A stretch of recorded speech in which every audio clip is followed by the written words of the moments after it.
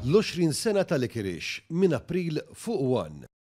22 sena, 81 persuna mejta u 3 inkjesti pubbliċi li saru biss taħt gvern laburista fl-aħħar snin. Persuni responsabbli msemmija fl-inkjesta Sofija saħansitra appuntati fi żmien gvern nazzjonalista.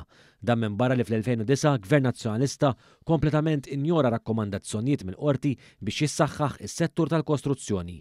Dan kollu ħareġ waqt dibattitu fil-programm Extra mxandar fuq l-Istazzjon Nazzjonali 2 filgħaxija u li tratta l-eżitu tal-inkjesta pubblika brabta mal-mewt ta' Ġan Paul Sofija. Id-dibattitu seħ bejn il-Ministru Silvio Xkembri u l-kellim tal-Oppożizzjoni Jerome Caruana Cilja.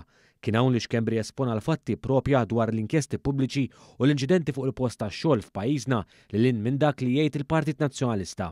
Il-Ministru Xkembri beda billi spjega kif l-istorja ta' pajjiżna saru biss 3 inkjesti pubbliċi kollha taħt gvern laburista. Dan fil-waqt li fit-22 sena 81 persuna tilfu ħajjithom. Fit-22 sena kellna 81 imwiet. Saru inkjesti maġisterjali, saru inkjesti pubbliċi, għax illum il-Partit Nazzjonalista jsur għaddaw fl-oppożizzjoni. Nitolbu inkjesti pubbliċi mela le. Hawn il-Ministru Xkembri elenka numru ta' eżempji minn dawn l-inċidenti taħt gvern nazzjonalista fejn qatt ma saru inkjesti pubbliċi dwarhom. Saru inkjesti pubbliċi meta mietu disa ħaddiema fit-tarzna. Forsi eventwalment ma konniex inkunu naraw iktar x'seta jiġri u seta sar tajjeb jew ħażin nbidlu. Saru inkjesti pubbliċi meta 3 ħaddiema tal-gvern mietu waqt li kienu qed jagħmlu ħidma fid-dranaġġ ġewwa ċ-Ċirkewwa u mietu għaliex ma kellhomx il-biss protettiv provdut mill-gvern.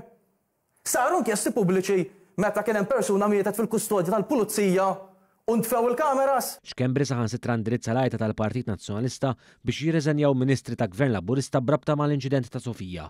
Fil-waqt li elenka kif numru ta' persuni diġà refaw responsabilità u riżenjaw mill-kariga, Xkembri espona kemm il-Partit Nazzjonalista u misinformat meta jitlob għal riżenji politiċi hekk kif persuna partikolari li semmi l-inkjesta u li riżenjat kienet appuntata minn gvern nazzjonalista. Minn barrek Xkembri wkoll irrefera għal fatt li 15-il sen ilu gvern nazzjonalista kien injora rakkomandazzjonijiet minn sentenza tal-Qorti Maltija biex fost oħrajn il-kontratturi jkunu regolarizzati u jola l-level fis-settur. Quddiem Caruana Cilja li tul dibattitu ma xejn ħlif irrepeta kliem il-kap Bernard Grek, Xkembri ċara wkoll min jinkludi l-Kumitat ta' Investiment f'dan il-Mod Enterprise li lin minn dak li jgħid il-Partit Nazzjonalista. L-Investment Committee skont il-Partit Nazzjonalista appunta mill-Ministru. Taf min huma l-Investment Committee? Daw qed jgħidu li huma xi bażużli ta' gvern laburista u daw l-affarijiet. L-Investment Committee magħmul mill-President tal-Kamra tal-Kummerċ, mill-President tal-Kamra tan-Negozji żgħar, rappreżentant ta' Union tal-ħaddiema, rappreżentant tal-industrija li ilu snin jaħdem fl-industrija u rappreżentant wieħed tal-gvern.